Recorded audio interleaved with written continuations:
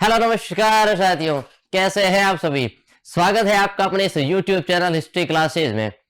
एक जोश और जुनून के साथ आगे बढ़ते हैं और हमने पिछली क्लासेज में आपको पता है वैदिक सभ्यता के अंदर ऋग्वैदिक सभ्यता की हम चर्चा की थी। आज चलते हैं उत्तर वैदिक सभ्यता की ओर। जोश और जुनून के साथ चलते हैं भैया कि अपने को हर हाल में लक्ष्य को पाना है, हर हाल में लक्ष्य को पाना, इसलिए मेहनत करनी पड़ेगी, पसीना बहाना पड़ेगा, पसीना बहाना पड़ेगा, समझिएगा। तो चलिएगा, आज अपना टॉपिक है उत्तर वैदिक काल। आज अपना टॉपिक है उत्तर वैदिक काल। कौन सा है? उत्तर वैदिक काल। हमने चर्चा की थी पिछले क्लास में ऋग्वैदिक सभ्यता की सामाजिक, धार्मिक, राजनीतिक स्थिति की, सभी की चर्चा की थी। लेकिन अभी अपने को चर्चा करनी है उत्तर वैदिक काल की। किसकी करनी है? उत्तर वैदिक काल की। तो साथियों चलिएगा, बिना समय गवाए सीधे चलते हैं अपने क्लास की ओर। तो चलिएगा प्यारे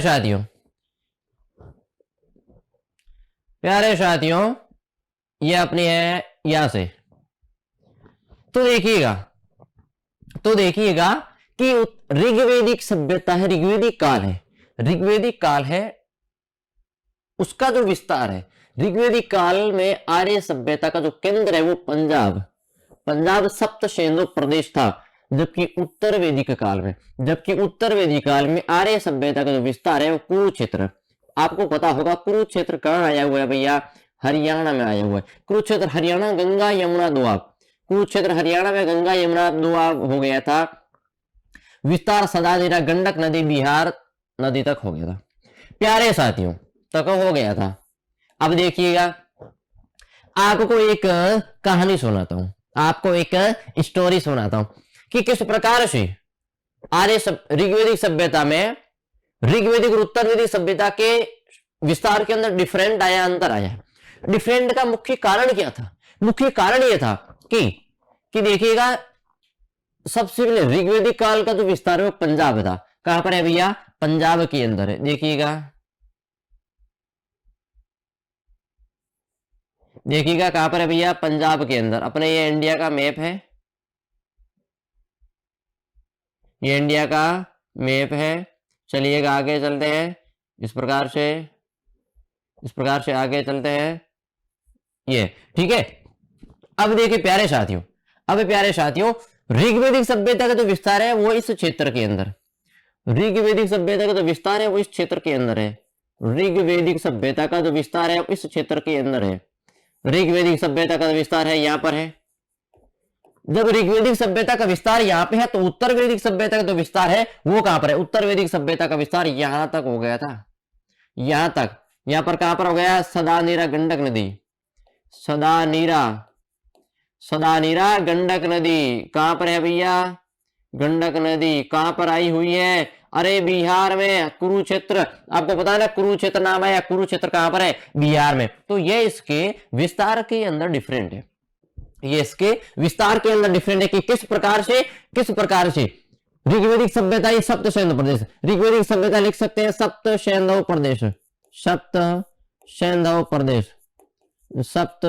प्रदेश भैया। ये देखिएगा सप्त शेंदो प्रदेश, ऋग्वैदिक के अंदर जो विस्तार है वो सप्त शेंदो प्रदेश है। फिर यहाँ पर है उत्तर वैदिक सभ्यता की बात करते हो सदानीरा गंडक नदी तक। समझ में आया? तो आर्य कौशल विदेह अथर्ववेद में मगध अंग राज्यों से परिचित थे। मगध अंग राज्यों से, अंग याद रखना, अंग की राजधानी है चंपा। कौन सी नदी? मालिनी नदी के तट पर है भैया। कौन सी नदी? मालिनी नदी के तट पर है। प्यारे साथियों याद रखना, नदी महत्वपूर्ण है। यहाँ के लोगों को व्रात्रिय कहा जाता था, व्रात्रिय कहा गया है। यानी कि मगध के लोगों को, सीधा लिख देना कि मगध के लोगों को क्या कहा भैया? व्रात्रिय। मगध के लोगों को क्या कहा गया है? व्रात्रिय। बहुत शानदार है, याद रखना, महत्वपूर्ण चीज है, नोट करते रहना। समझ में आया ना?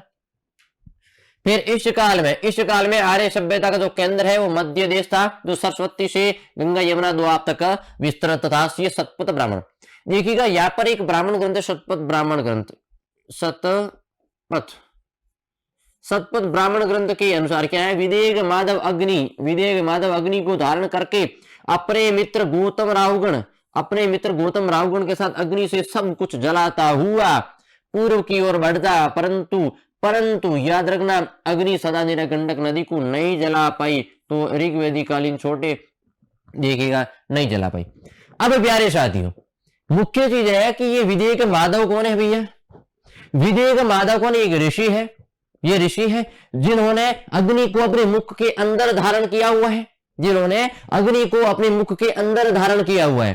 तो मुख के अंदर धारण किया अग्नि को, और उन्होंने क्या किया? अपने मित्र गौतम राहुगण के साथ अग्नि से सब कुछ जलाते हुए यहां से चले थे अग्नि को सब कुछ जलाते हुए यहां पर सदानेरा गंडक नदी आई, कि यहां पर सदानेरा गंडक नदी आई भैया। कहां पर आई थी देख लीजिएगा, यहां पर सदानेरा गंडक नदी है, यहां पर यह सदानेरा गंडक नदी है। जब सदानेरा गंडक नदी को नहीं जला पाए तब कहा जाता है कि उत्तर वैदिक सभ्यता का जो विस्तार है वो कहां पर हो गया था? सदानेरा गंडक नदी के आसपास हो गया था। फिर अगली बात करें, ऋग्वेदिक कालीन छोटे कबीले एक दूसरे में विलीन होकर एक बड़े जनपदों में परिवर्तन हो गए, रूप ले लिया पुरु। देखिएगा पुरु व भरत मिलकर कुरु बन गया, तुर्वस एवं डिवी मिलकर पंचाल बन गए। देखिएगा कौन कौन से मिले भैया? पुरु और भरत मिला है। कौन कौन मिले हैं? पुरु भैया प्लस में भरत भैया मिल गए हैं। तो कौन से भैया बन गए? भैया कुरु बन गए। तो कौन से भैया बन गए? कुरु भैया बन गए। समझ में आया ना? ठीक है। तुर्वस और डिबरी मिले तो पंचाल बन गया। उत्तर वैदिक काल में सामवेद, यजुर्वेद, अथर्ववेद तथा ब्राह्मण ग्रंथ, आरण्यक और उपनिषद की रचना हुई।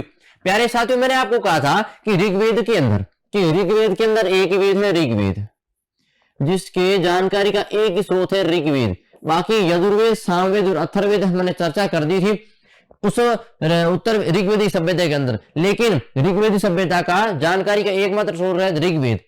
बाद में यजुर्वेद, सामवेद, अथर्ववेद, ब्राह्मण ग्रंथ, आरण्यक, उपनिषद सभी के सभी उत्तर वैदिक सभ्यता के अंदर आ गए। सभी के सभी ग्रंथावली उत्तर वैदिक सभ्यता के अंदर आ गई। चलिएगा अगले, सभी का स्क्रीनशॉट लेते चलिएगा। और यह चीज महत्वपूर्ण है, देखिएगा सप्त सिंधु प्रदेश है, सिंधु, रावी, चिनाब, झेलम, व्यास, सतलज और सरस्वती नदियों का हमने चर्चा कर दी थी। समझ में आया ना? चलिएगा नेक्स्ट पेज, चलिएगा भैया नेक्स्ट पेज, ये देखिएगा अपने नेक्स्ट पेज है ये, यहाँ की राजनीतिक व्यवस्था कैसी थी? प्यारे साथियों राजनीतिक व्यवस्था की चर्चा करते हैं। ये किस है? ये उत्तर वैदिक सभ्यता की राजनीतिक व्यवस्था की चर्चा है। उत्तर वैदिक सभ्यता की राजनीतिक व्यवस्था की चर्चा है। ऋग्वेदिक काल में राजा कबीले, जबकि उत्तर वैदिक काल में शासक होता था। ठीक है, देखिएगा कबीले का उत्तर वैदिक काल में एक शब्द भी यहाँ बीच में खराब है भैया, जनपद का शासक होता था, बड़े जनपद का शासक होता था। और जीवन में कृषि के कारण, अस्थायित्व के कारण कबीले बड़े जनपदों में परिवर्तन हो गए भैया, तथा राजा बड़े प्रदेश पर शासन करने लगा। राजतंत्र ही सर्वोपरि था। यहाँ पर राजा कैसा हो गया था? निरंकुश हो गया था। यहाँ पर राजा कैसा हो गया था? निरंकुश हो गया था। जबकि बात करते हैं ऋग्वेद की, जबकि ऋग्वेदिक सभ्यता की बात करते हैं तो उसके अंदर राजा कैसा था भैया? राजा समिति, राजा के अंदर कौन सी थी? राजा की नियुक्ति समिति करती थी। समझ में आया ना? और इसके ऊपर देख रेख का कार्य सभा और विद करते थे। देख रेख का कार्य यानी कि 3 संस्थाएं थी जो राजा के ऊपर हुकूमत चलाती थी। ऋग्वेदिक सभ्यता के अंदर राजा कबीले का शासक था, जबकि उत्तर वैदिक सभ्यता के अंदर राजा जनपद का शासक हो गया। और जो कृषि के कारण स्थायित्व, कृषि का स्थायित्व क्यों आया? देखिएगा 1000 ईसा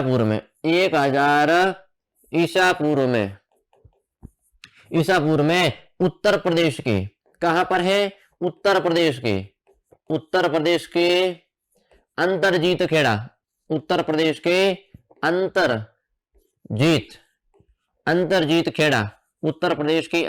खेड़ा वर्तमान का एंटा जिला, इसके अंदर क्या हुआ है? इसके अंदर सबसे महत्वपूर्ण चीज लोहे की खोज हुई है। प्यारे साथियों नोटेट करना, लोहे की खोज हुई है। लोहे की खोज हुई है। समझ में आया ना आपको कि 1000 ईसा पूर्व के अंदर उत्तर वैदिक उत्तर प्रदेश के अंतर्जित खेड़ा वर्तमान एंटा जिले के अंदर लोहे की खोज हुई है। इसी लोहे की खोज की वजह से यह नाम आया है, यानी कि कृषि का पूर्ण स्थायित्व हो गया है।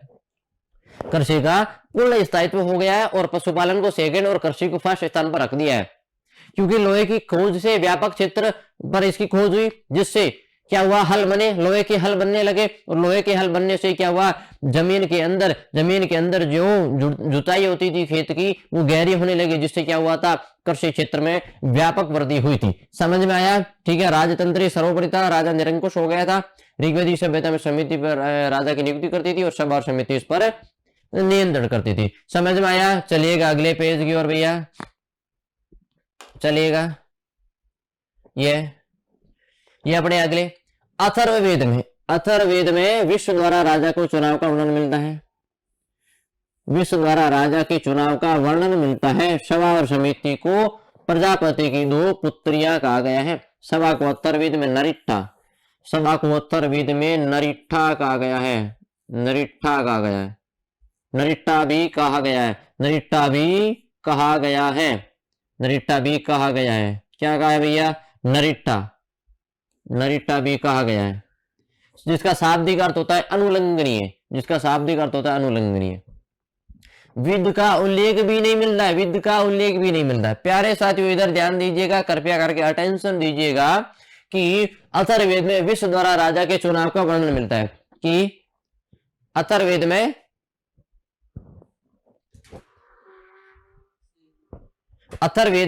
विद द्वारा राजा के चुनाव का वर्णन मिलता है। लेकिन राजा निरंकुश होता था, राजा अपनी इच्छा पर कार्य करता था, ये केवल उसको सलाह मशवरा दे सकते थे। देखिएगा, अनुलंघनीय, और इसका उल्लेख नहीं मिलता है। किसका? विद का तो उल्लेख नहीं मिलता है। ऋग्वेद के अंदर, ऋग्वेदिक सभ्यता के अंदर ये सबसे क्या थी भैया? सबसे प्राचीन संस्था थी। और ये क्या करती थी? ये करती क्या थी भैया? ये लूटे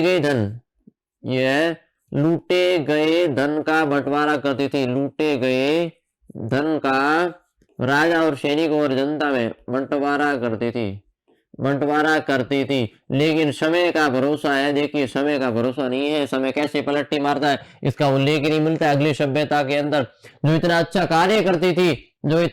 अच्छा कार्य करती थी वो उसका भी उल्लेख नहीं मिलता है। तो प्यारे साथियों, आपको एक चीज ध्यान रखना चाहिए कि जिंदगी के अंदर मेहनत करनी जरूरी है। इन्होंने अपना कार्य किया, लेकिन इसे अगली सभ्यता के अंदर नाम भी नहीं मिला, नाम तक नहीं मिला है। देखिए लीजिएगा, ऐत्रेय ब्राह्मण में, ये दुनिया किसी की नहीं है, ऐत्रेय ब्राह्मण में राजा की देवी उत्पत्ति संबंधी विवरण मिलती है। अब राजा साधारण उपाधियों के स्थान पर राजाधिराज, सम्राट आदि उपाधियां धारण करता था। प्यारे साथियों, उस समय राजा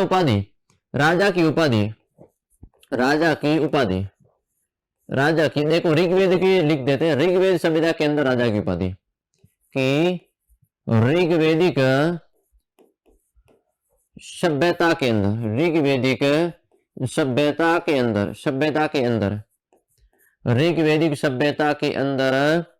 राजा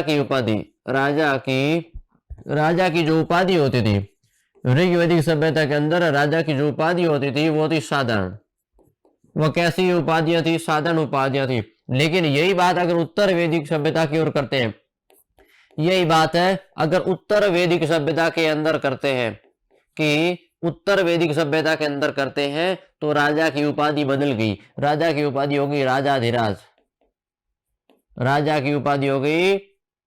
राजाधिराज, सम्राट, राजाधिराज और सम्राट उपाधियां हो गई। देखिएगा, इतना चेंज हो गया, ठीक है। और ऐत्रेय ब्राह्मण में अलग दिशाओं के राजा की अलग यज्ञ व उपाधियों के बारे में चर्चा जानकारी मिलती है। दिशा अलग, यानी कि उत्तर, दक्षिण, पूर्व, पश्चिम, ये क्या है? दिशा है। इसके अंदर उपाधि भी अलग है और यज्ञ भी अलग है। उपाधि भी अलग है और यज्ञ भी अलग है। तो इसकी चर्चा करते हैं हमें कि कौन कौन सा राजा कौन कौन सी उपाधियां धारण करता था, उसकी चर्चा करते हैं। और अलग अलग कहते हैं कि अलग अलग दिशा के राजा अलग अलग उपाधि दान करता था, अलग अलग यज्ञ करता था, जीत के बाद में अलग अलग यज्ञ करता था। तो चलिएगा साथियों, चलते हैं अपने वहां पर, अपने यहां पर देखिएगा। सबसे पहले बात करते हैं इधर, इसकी चर्चा, ये अपने डायग्राम। उत्तर का राजा, सबसे पहले लिख दीजिएगा उत्तर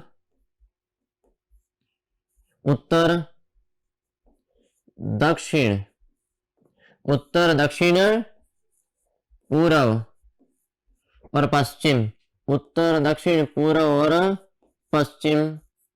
प्यारे साथियों, इसके अंदर उपाधि की चर्चा करें, इसके अंदर है, अगर उपाधि की चर्चा करें, उपाधि की अंदर अगर चर्चा करें तो सबसे पहले देखिएगा, उत्तर के राजा को एकराट कहते थे, दक्षिण के राजा को भोज कहते थे, पूर्व के राजा को सम्राट कहते थे, पश्चिम के राजा को सम्राट कहते थे। देखिएगा, उत्तर का राजा विराट था, उत्तर का राजा कौन सा था? विराट राजा, विराट राजा। दक्षिण का राजा था भोज राजा, भोज राजा।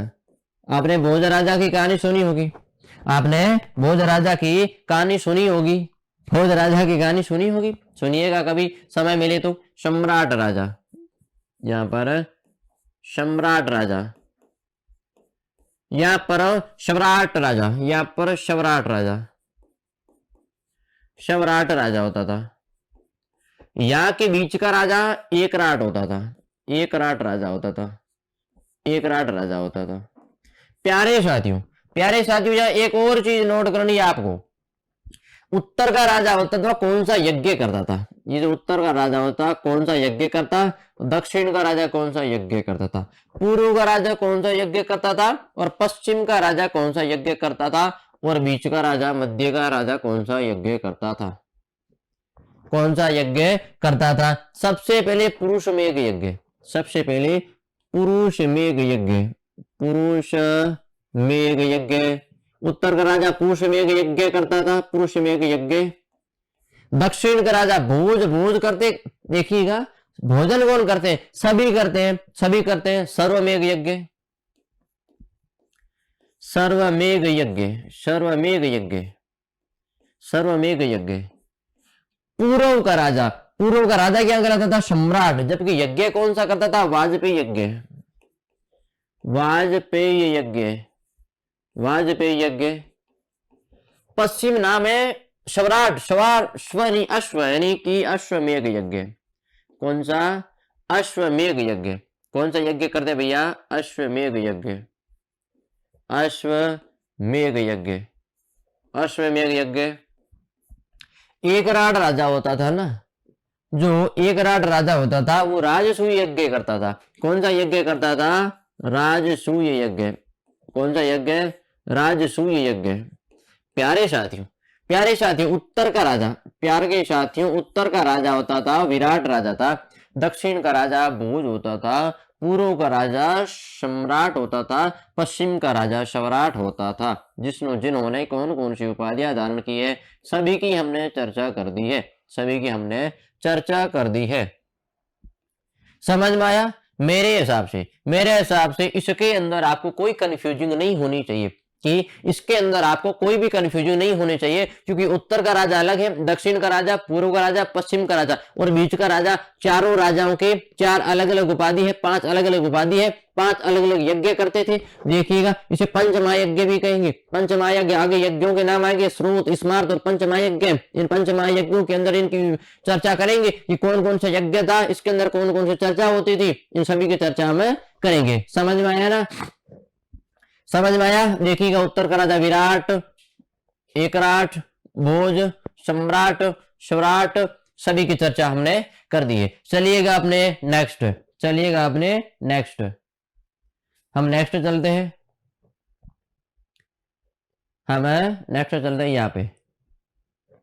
प्यारे साथियों, यहाँ पे चलते हैं, जिसके अंदर लिखा हुआ क्या है कि ऐत्रीय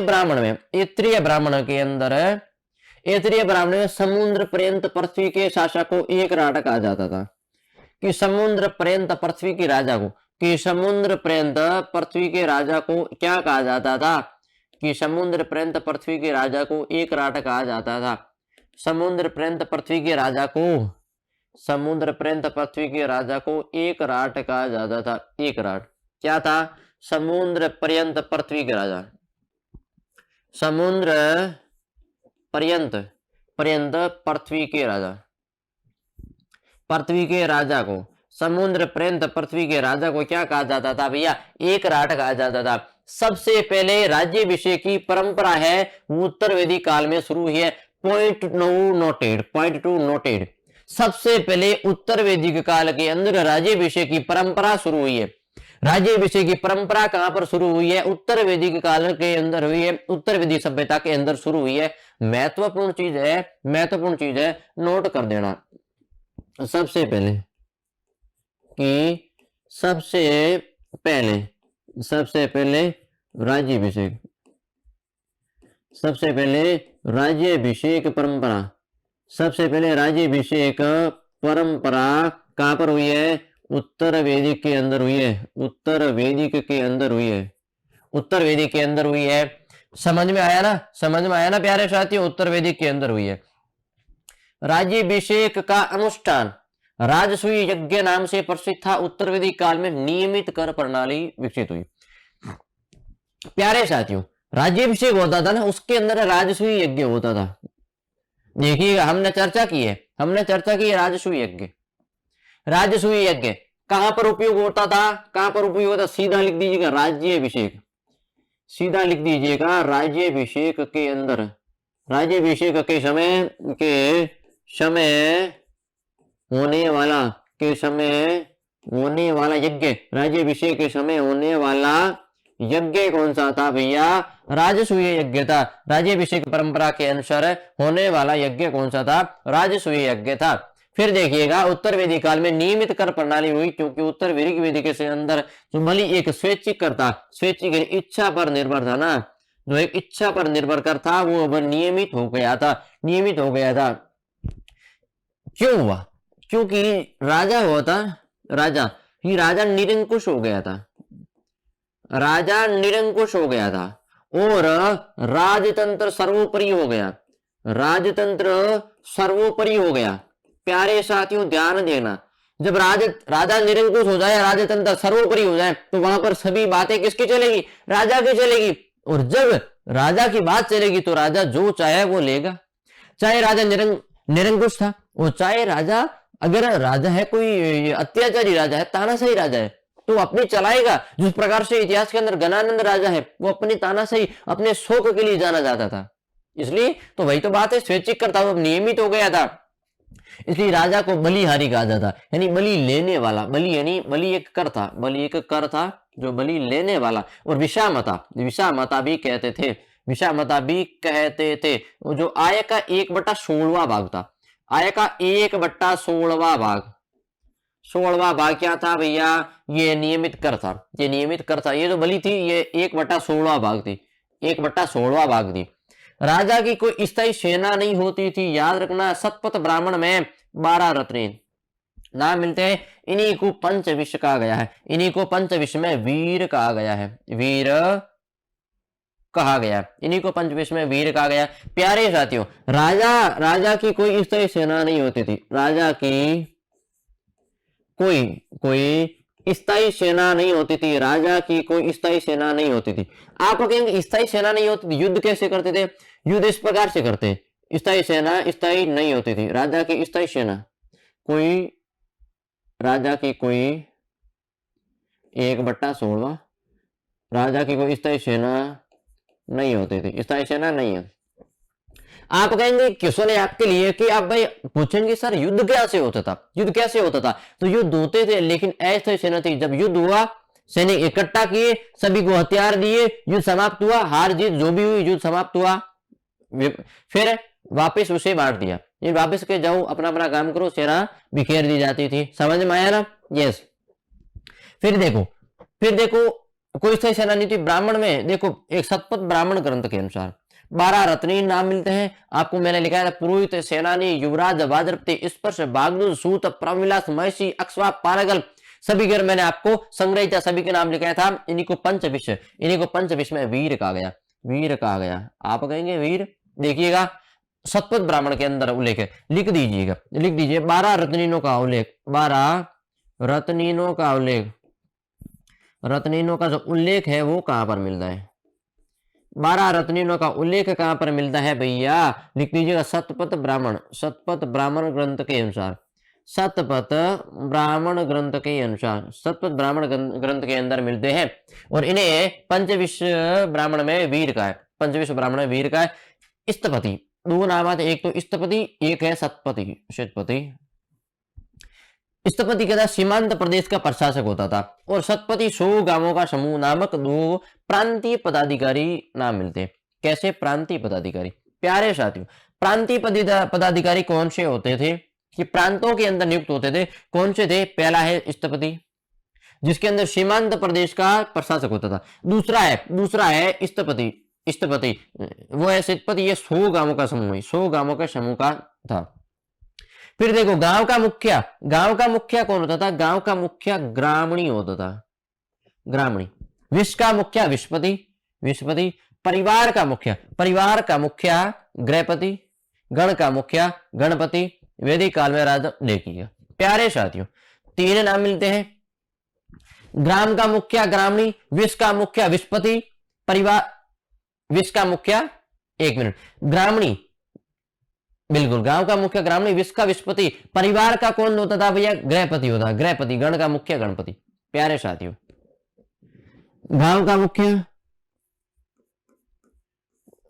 गांव का मुखिया कौन होता था भैया? ग्रामणी होता था। गांव का मुखिया कौन होता था? ग्रामणी होता था। गांव का मुखिया ग्रामणी होता था। विश्व का मुखिया कौन होता था भैया? विश्व का मुखिया, ग्राम का मुखिया ग्रामणी, विश्व का मुखिया, तो कह सकते हैं विश्व का मुखिया विश्वपति होता था। विश्व का मुखिया विश्वपति होता था। तो भैया परिवार का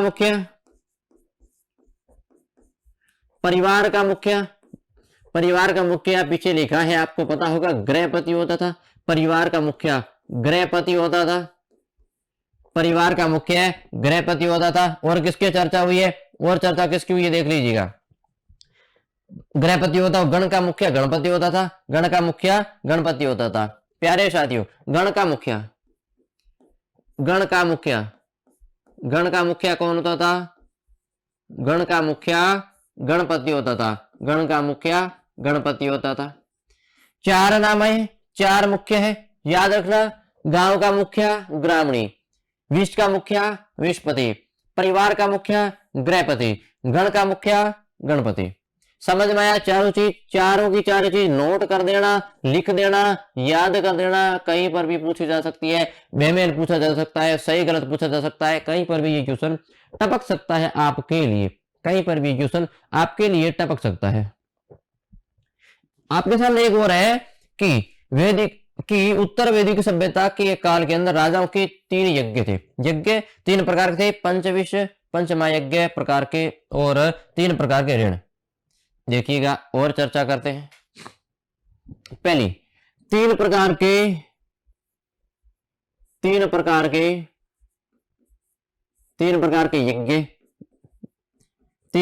यज्ञ। आप कहेंगे 3 प्रकार के यज्ञ कौन कौन से थे? चर्चा करते, आइएगा चर्चा करते हैं। पहला स्रोत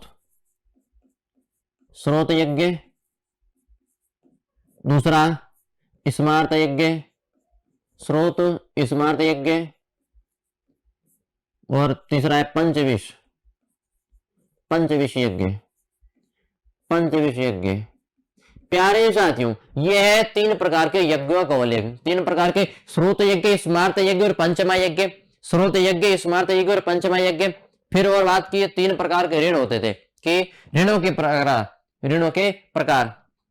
और देखिएगा 3 प्रकार के ऋण, 3 प्रकार के ऋण हुआ करते थे। 3 प्रकार के ऋण हुआ करते थे। कौन कौन से ऋण हुआ करते थे उसकी चर्चा करते हैं, देख लीजिएगा। पहला ऋषि ऋण,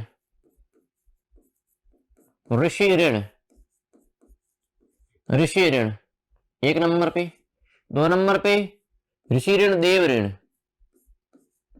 देव ऋण, ऋषि ऋण देव ऋण। 3 नंबर पे पितृ ऋण, पितृ, पितृ ऋण, पितृ ऋण।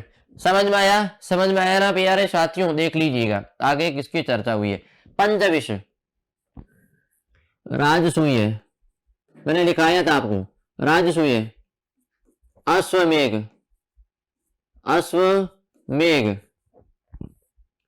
ठीक है ना, सर्वमेघ, सर्वमेघ और पुरुषमेघ, पुरुषमेघ और राजसूय लिखाया था, अश्वमेघ लिखाया था, पुरुषमेघ लिखाया था। समझ में आया ना आपको? और वाजपेयी, और वाजपेयी यज्ञ, और वाजपेयी यज्ञ, ये 5 यज्ञ पंचविश हो गए, ठीक है। और इसके अंदर कौन कौन से यज्ञ है? और इसके अंदर कौन कौन से यज्ञ है देख लीजिए। 3 ऋण हो गए, ऋषि ऋण, देव ऋण और पितृ ऋण। ऋषि ऋण, देव ऋण और पितृ ऋण, ऋषि ऋण और देव ऋण और पितृ ऋण। चलिएगा आगे, चलिएगा आगे। सामाजिक स्थिति, सामाजिक स्थिति। अब देखिए क्या प्यारे साथियों, सामाजिक स्थिति के अंदर क्या क्या उल्लेख है। सामाजिक स्थिति, उत्तर वैदिक काल में वर्ण व्यवस्था में जो कठोरता आने लगी, वर्ण व्यवस्था कर्म के स्थान पर जन्म पर आधारित। सबसे नेगेटिव पॉइंट यही होता है कि जब कर्म के आधार पर वर्ण व्यवस्था होती है, वो जन्म के आधार पर हो जाए कि जो व्यक्ति जिस वर्ण के अंदर जन्म लेगा वो उसी के अंदर उसी के अनुसार कार्य करेगा। ये सबसे गलत बात होती है कि अगर कोई व्यक्ति है, अगर व्यक्ति है जिसे धर्म के बारे में अच्छा खासा ज्ञान है, वो क्षत्रिय है, तो क्षत्रिय अगर उससे कभी भी शस्त्र अस्त्र नहीं उठाया जाएगा तो उसे ब्राह्मण वर्ग के अंदर रखा जाए ना, उसे ब्राह्मण वर्ग के अंदर रखा जाए। समझ में आया ना? तो यही थी इसका नेगेटिव पॉइंट, यही था इसका नेगेटिव पॉइंट, यही था कि उन्होंने जो वर्ण व्यवस्था है वो कर्म के स्थान पर जन्म आधारित हो गई। पहला पॉइंट लिख दीजिएगा, वर्ण व्यवस्था, वर्ण व्यवस्था कहां पर हो गई भैया? जन्म आधारित हो गई। वर्ण व्यवस्था जन्म आधारित हो गई, वर्ण व्यवस्था जन्म आधारित हो गई। दूसरी बात देखो, व्यवसाय भी आनुवंशिक होने लगे, समाज मूल 4 वर्गों में बटा। व्यवसाय भी आनुवंशिक, यहाँ पर जो व्यवसाय था वो भी आनुवंशिक होने लगे। व्यवसाय भी आनुवंशिक यानी कि बढ़िएगा बेटा बढ़िया होगा, आनुवंशिक। शिक्षक का बेटा शिक्षक ही होगा, आनुवंशिक। ब्राह्मण के बेटा ब्राह्मण भी होगा। दूसरी बात देखिए, समाज मूल 4 वर्गों में विभाजित था। पहला ब्राह्मण, 2 नंबर क्षत्रिय, 3 नंबर वैश्य, 4 नंबर शूद्र। समझ में आया? फिर देखिएगा, ब्राह्मण, क्षत्रिय, वैश्य और शूद्र। अब देखिए, ऐत्रेय ब्राह्मण में सर्वप्रथम 4 वर्णों के कर्तव्यों का उल्लेख मिलता है। ऐत्रेय ब्राह्मण के अंदर 4 वर्णों का कर्तव्य कि लिख दीजिएगा, 4 वर्णों का कर्तव्य, 4 वर्णों का कर्तव्य कहां पर मिलता है? ऐत्रेय ब्राह्मण ग्रंथ में, ऐत्रेय ब्राह्मण ग्रंथ के अंदर मिलता है भैया। ऐत्रेय ब्राह्मण ग्रंथ के अंदर 4 वर्णों के कर्तव्यों का उल्लेख मिलता है। कर्मकांड व यज्ञों का प्रचलन बढ़ा जिसमें ब्राह्मणों की शक्ति बढ़ी। यहाँ पर जो ब्राह्मणों की शक्ति बढ़ी है, कर्मकांड और यज्ञों का प्रचलन बढ़ा, और यहाँ पर जो ब्राह्मणों की शक्ति बढ़ी है, यही शक्ति जब मध्य शताब्दी ईसा पूर्व में जैन और बौद्ध धर्म आएंगे ना, वहां पर वो इनका विरोध करेंगे। धार्मिक आंदोलन होंगे, 62 संप्रदाय पैदा होंगे जिसमें से 2 संप्रदाय आगे बढ़े थे, जैन और बौद्ध धर्म। उनके आगे बढ़ने में और उनके आंदोलन करने का मुख्य कारण क्या था? यही कारण था कि यहाँ पर जो ब्राह्मणों की शक्ति बढ़ी है, कर्मकांड और यज्ञों का प्रचलन बढ़ा, इस कारण उन्होंने क्या किया? आडंबरी व्यवस्था को स्थापित कर दिया कि हम ही हैं भाई। जब कर्म वर्ण व्यवस्था जन्म के आधार पर होगी तो ब्राह्मणों का रोल कोई नहीं निभा सकता, चाहे उसके अंदर ज्ञान हो कि नहीं हो। तब उन्होंने क्या किया? अपना रूप चाड़ा, अपने अधिकार का मितव्य उपयोग किया, तब जाके अभियान हुए। ठीक है, क्षत्रिय वैश्य तीनों, ठीक है, क्षत्रिय वैश्य, ब्राह्मण क्षत्रिय वैश्य तीनों का उपनयन संस्कार के अधिकार थे। तीनों को द्विज कहा जाता। द्विज के अंदर कौन कौन से थे? ब्राह्मण क्षत्रिय और वैश्य सम्मिलित थे, और तीनों को उपनयन संस्कार की अनुमति थी, तीनों के उपनयन संस्कार की अनुमति थी। उत्तर वैदिक काल में केवल वैश्य ही कर चुकाते थे, याद रखना, वैश्य ही कर चुकाते थे। सतपथ ब्राह्मण के अंदर वैश्य को दूसरों का बलि देने वाला, अन्यस्य बलि कर, दूसरों को क्या कहा गया है? अन्यस्य बलि कर देने, दूसरों का बलि देने वाला। फिर अन्यश्चाद्य, अन्यश्चाद्य यानी क्या बताया कि दूसरों के द्वारा भोज्य का उपयोग आने वाला, दूसरों के भोजन में उपयोग आएगा ना, क्योंकि कर सभी कौन चुकाते थे, वैश्य ही चुकाते थे। समझ में आया? ब्राह्मण और क्षत्रियों के, ब्राह्मण क्षत्रिय दोनों वैश्यों द्वारा दिए गए कर पर निर्भर थे। युद्ध व कृषि दोनों क्षेत्रों में लोहे के प्रयोग से मूलभूत सामाजिक और परिवर्तन आने लगे और शस्त्रधारी शक्तिशाली क्षत्रिय वर्ग का उदय हुआ। प्यारे साथियों, जब लोहे का प्रयोग हुआ तो इस लोहे के प्रयोग से शस्त्रधारी क्षत्रिय वर्ग पैदा हुआ और अपनी शक्ति के लिए जाना जाता था, और यही क्षत्रिय वर्ग आगे आंदोलन भी करेगा, धार्मिक आंदोलन भी करेगा। समझ में आया ना? 16 संस्कार, 4 आश्रम और 4 पुरुषार्थ। 16 संस्कार, 4 आश्रम और 4 पुरुषार्थ, इसकी चर्चा करते हैं। प्यारे साथियों देख लीजिएगा 16 संस्कार, पहले चर्चा करते हैं 16 संस्कारों की। 16 संस्कार, आपको पता होगा हिंदू धर्म में कितने संस्कार है? 16। इन संस्कारों को मैं आपको एक सूत्र के माध्यम से, एक ट्रिक के माध्यम से लिखाता हूं, देखना। गपूसी जा नानी अचूक वियु केशवीय, गपूसी जा नानी अचूक वियु केशवीय, अचूक वियु वे केशवीय।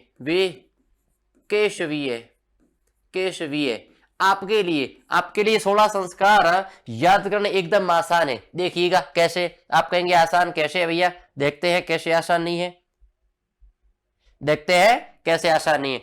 सबसे पहला गर्भाधान संस्कार, सभी को पता है गर्भाधान। फिर पुंसवन, गर्भाधान संस्कार, पुंसवन संस्कार। इसके बाद में सीमांतोयन,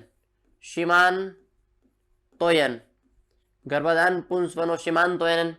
फिर जातकर्म, कौन सा संस्कार है भैया? जातकर्म संस्कार है, याद रखना। फिर नामकरण, कौन सा संस्कार? नामकरण संस्कार।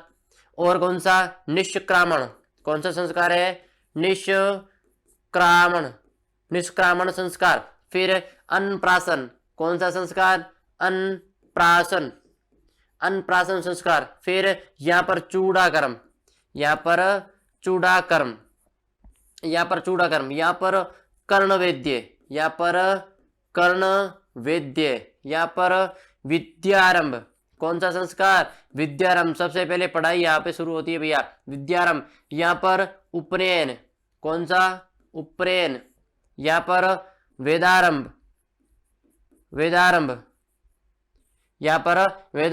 यहाँ पर देखिएगा गर्भाधान, पुंसवन, सीमांतन, जातक्रम, नामकरण, अन्नप्राशन, विद्याक्रम, चूड़ाकरण, सभी प्रकार के संस्कारों की चर्चा की है। सभी प्रकार के संस्कारों की चर्चा हुई है भैया। समझ में आया ना?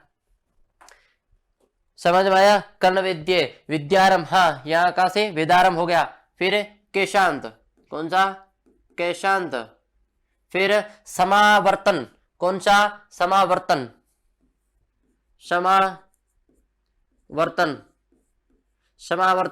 फिर यहाँ पर विवाह, यहाँ पर सबसे बड़ा संस्कार, यह फिर अंत्येष्टि संस्कार।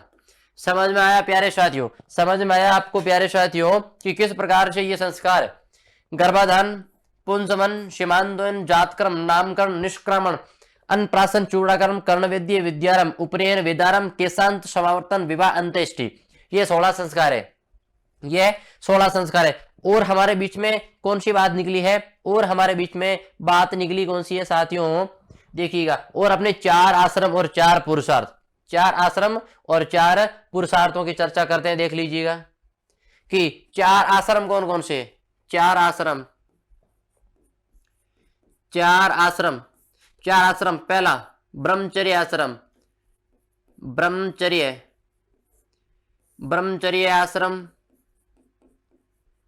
ब्रह्मचर्य आश्रम। दूसरा गृहस्थ आश्रम, कौन सा आश्रम? गृहस्थ आश्रम, ब्रह्मचर्य, गृहस्थ। 3 नंबर पे वानप्रस्थ, 3 नंबर पे वानप्रस्थ संस्कार, वानप्रस्थ आश्रम। 4 नंबर पे अब आपको पता होगा ब्रह्मचर्य, गृहस्थ, वानप्रस्थ, और सबसे बाद में क्या होता है? संन्यास सबसे बाद में संन्यास आश्रम होता है प्यारे साथियों, देख लीजिएगा। क्लियर हुआ? यस। इसका अगर समय देखें, 0 से 25 वर्ष, 25 वर्ष, फिर यहाँ पर 25 से 50 वर्ष, उस समय आयु निर्धारित आयु कितनी थी? 100 वर्ष। फिर यहाँ पर 50 से 75, 75 वर्ष, 75, यहाँ पर 75 से 100 वर्ष, 75 से 100 वर्ष। प्यारे साथियों देख लीजिएगा, उस समय औसत आयु थी ना, वो 100 वर्ष थी। औसत आयु कितनी थी भैया? 100 वर्ष। औसत आयु 100 वर्ष, औसत आयु 100 वर्ष। 25, 25, 25 और 25। आगे चलते हैं। आगे चार पुरुषार्थों की बात करते हैं। 4 पुरुषार्थों की बात करते हैं। पहला धर्म, 2 नंबर पे अर्थ, धर्म अर्थ, 3 नंबर पे काम, धर्म अर्थ काम, और 4 नंबर पे मोक्ष, धर्म अर्थ काम मोक्ष, धर्म अर्थ काम मोक्ष। ये हो गए अपने। देखिएगा साथियों किस प्रकार से चर्चा करते हैं, देखिएगा। सबसे पहले बात की 16 संस्कारों की, सबसे पहले 16 संस्कारों की बात की, फिर 4 आश्रमों की बात की है, और इसके बाद में 4 पुरुषार्थों की बात की है, इसके बाद में 4 पुरुषार्थों की बात की है। सभी की एक बार देख लीजिएगा, स्क्रीनशॉट ले लीजिएगा, आपके लिए आसानी रहेगी पढ़ने में, समझ में आए। एक सूत्र के माध्यम से आपको अच्छी तरह से याद हो जाएगा। अब देखिएगा अगला। अब हमारे सामने कुछ ये देखिए यज्ञ आए थे। इस यज्ञों में हमने एक चर्चा नहीं की, 4 और यज्ञ, और एक और यज्ञ ब्रह्म यज्ञ, 5 यज्ञ और है। ब्रह्म यज्ञ, देव यज्ञ, 3 नंबर में पितृ यज्ञ, 4 नंबर में भूत यज्ञ, 5 नंबर में नर या मनुष्य यज्ञ।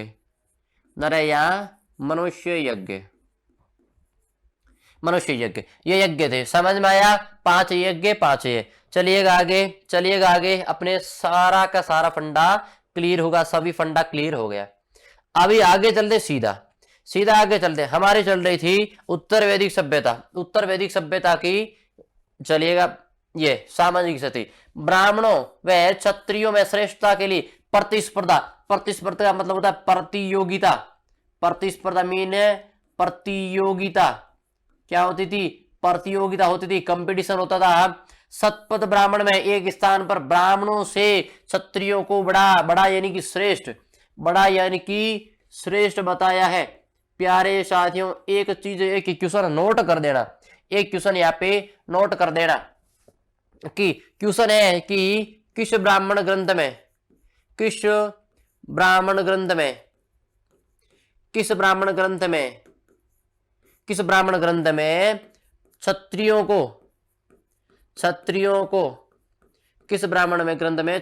को ब्राह्मणों से श्रेष्ठ बताया है। ब्राह्मणों से श्रेष्ठ बताया है।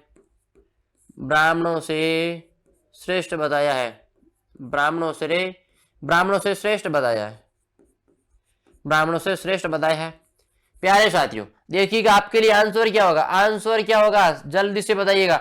आंसर क्या होगा आपके लिए? आंसर होगा शतपथ ब्राह्मण ग्रंथ।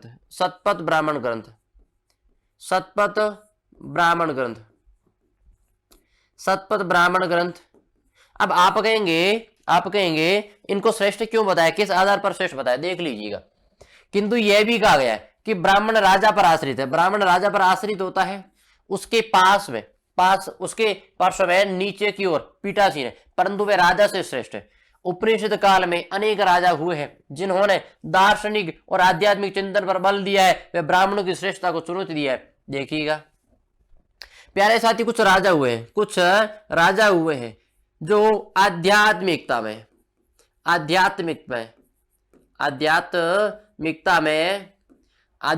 में ब्राह्मणों से भी श्रेष्ठ है, ब्राह्मणों की श्रेष्ठता को चुनौती दिए, ब्राह्मणों की श्रेष्ठता को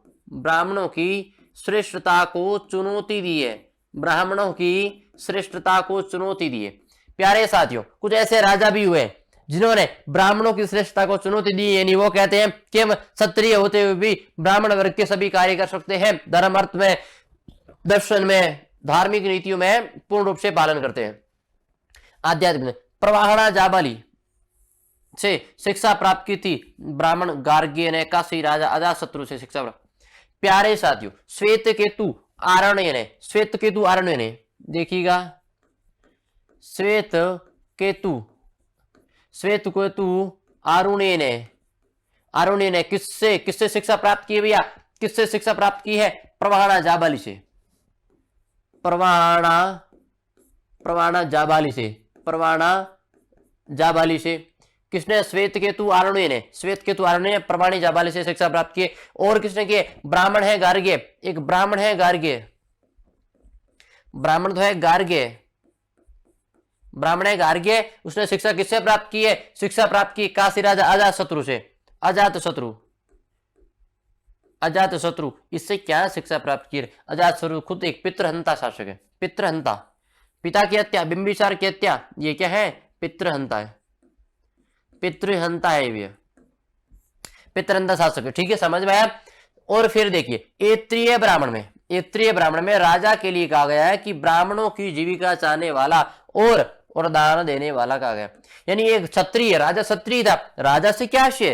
राजा से आशय क्षत्रिय, राजा से आशय क्या है? क्षत्रिय, कि क्षत्रिय है जो एक ब्राह्मण का क्या है? जीविका चाहने वाला है, एक क्षत्रिय ब्राह्मणों की जीविका चाहने वाला है। आगे चलिएगा, राजा जब भी चाहे ब्राह्मण को हटा सकता है, ब्राह्मण को हटा सकता है। इस समय समाज में अस्पृश्यता की भावना, अस्पृश्यता का मतलब होता है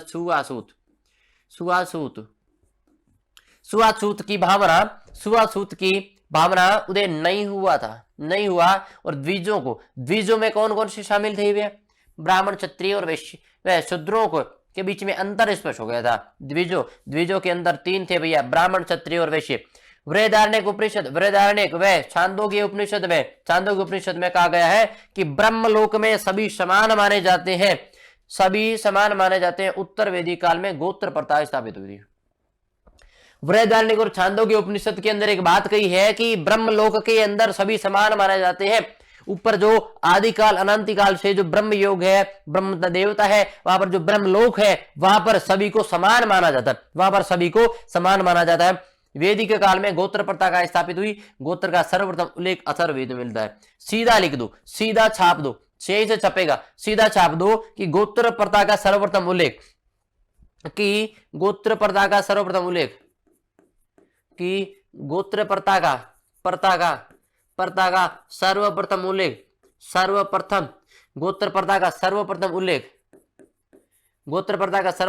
कहां पर हुआ है? अथर्ववेद में हुआ है। गोत्र प्रथा का सर्वप्रथम उल्लेख अथर्ववेद में हुआ है भैया। यहाँ गोत्र एक वंश जाति कुल के रूप में है, यहाँ पर गोत्र एक वंश जाति कुल के रूप में है। प्यारे साथियों, याद रखना महत्वपूर्ण चीज है, अब देखिए, अब आगे चलते हैं। प्यारे साथियों, उत्तर वैदिक काल में सर्वप्रथम छांदोग्य उपनिषद में 3 आश्रमों की जानकारी मिलती है। छांदोग्य उपनिषद के अंदर 3 आश्रम कौन कौन से? पहला है ब्रह्मचर्य। दूसरा कौन सा है? गृहस्थ आश्रम। दूसरा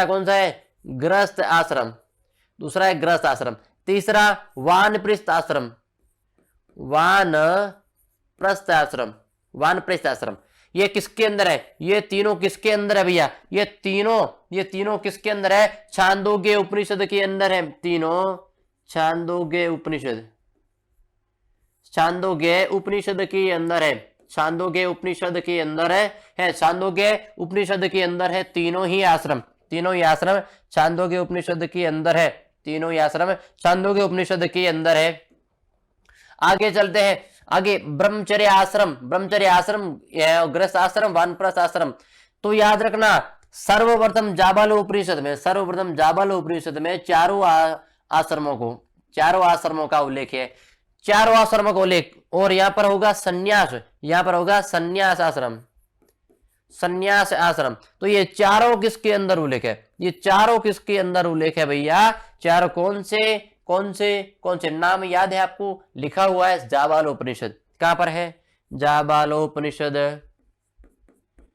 जाबालोपनिषद, जाबालोपनिषद के अंदर है। कहां पर है? जाबालोपनिषद के अंदर है। प्यारे साथियों, संन्यास आश्रम हम उत्तर वैदिक काल में स्त्रियों की दशा में गिरावट आई।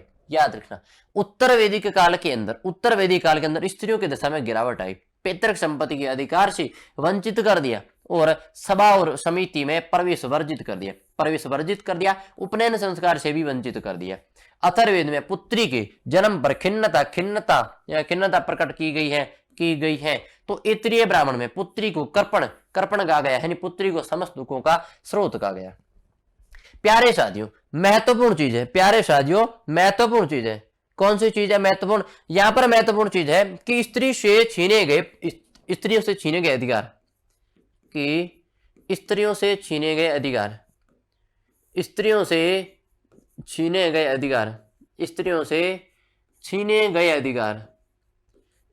छीने गए अधिकार कौन कौन से थे? जो ऋग्वैदिक सभ्यता के अंदर तो थे अधिकार, लेकिन उत्तर वैदिक सभ्यता के अंदर इनसे छीन लिए गए। प्यारे साथियों देख लीजिएगा कौन कौन से ये उल्लेख। पहला पॉइंट,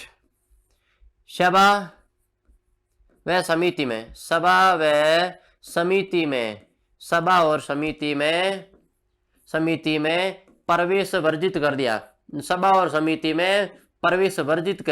प्यारे साथियों, सभा और समिति में प्रवेश वर्जित कर दिया। सेकंड बात कौन सी है? सेकंड बात है कि पिता की संपत्ति से वर्जित कर दिया। तीन नंबर में देखिए प्यारे साथियों, यहां पर क्या लिखा हुआ है कि सभा समिति वर्जित कर दिया। स्त्रियों की इस दशा में गिरावट, पैतृक संपत्ति वंचित। अथर्ववेद में पुत्री के जन्म पर खिन्नता प्रकट की है। कि अथर्ववेद में यानी पुत्री के जन्म पर खिन्नता, पुत्री के जन्म पर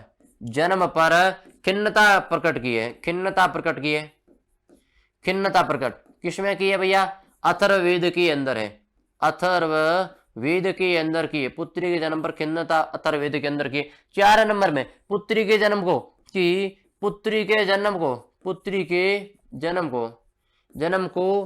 कर्पण का है। फिर 5 नंबर में समस्त दुखों का स्रोत बताया है। समस्त दुखों का स्रोत बताया। प्यारे साथियों, देख लीजिएगा कौन कौन सी चीजें कि सभा और समिति में स्त्रियों का प्रवेश वर्जित कर दिया। पिता की संपत्ति से वर्जित कर दिया। पुत्री के जन्म पर खिन्नता प्रकट किया। अथर्ववेद के अंदर याद रखना महत्वपूर्ण चीज है, पुत्री के जन्म को कर्पण का है। समस्त दुखों का स्रोत बताया है। प्यारे साथियों, तो देख लीजिएगा कौन कौन सी स्थिति है। शतपथ ब्राह्मण में अनेक विदुषी कन्याएं उल्लेख मिलती है। गार्गी, मैत्री, गंधर्विता, जाबाली। याद रखना, इन परिस्थितियों के बावजूद भी स्त्रियों ने अपनी योग्यता साबित करने के लिए कुछ महत्वपूर्ण है। जिस विदुषी स्त्री है जिनके नाम है गार्गी, मैत्री, गंधर्विता, जाबाली है। इसके बाद में अथर्ववेद में पत्नी घर की स्वामी होती थी, पति के साथ यज्ञ में शामिल होती थी। कन्याओं के लिए ब्रह्मचर्य आश्रम में पालन का वर्णन। शतपथ ब्राह्मण में स्त्रियों को यज्ञ करने में वैदिक ग्रंथ पढ़ने का अधिकार था। समझ में आया? भगवत गीता में स्त्रियों को शूद्र के समकक्ष बताया। प्यारे साथियों, यानी कि विदुषी कन्या भी है और पत्नी को घर के स्वामी नहीं बताया है। यज्ञ के अंदर अनिवार्य रूप से भाग लेती थी। तो महत्वपूर्ण चीजें भी है, यानी कि इनके रोक टोक के साथ में इन्हें कुछ सहूलियत भी दी गई है। समझ में आया ना? तैत्तिरीय उपनिषद में का कथन है कि ब्राह्मण बसंत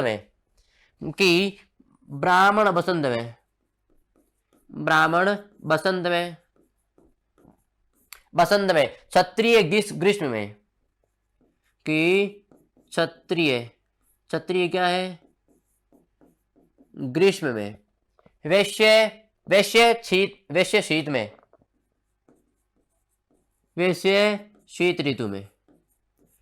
शूद्र, शूद्र कहां पर है भैया वर्षा काल में।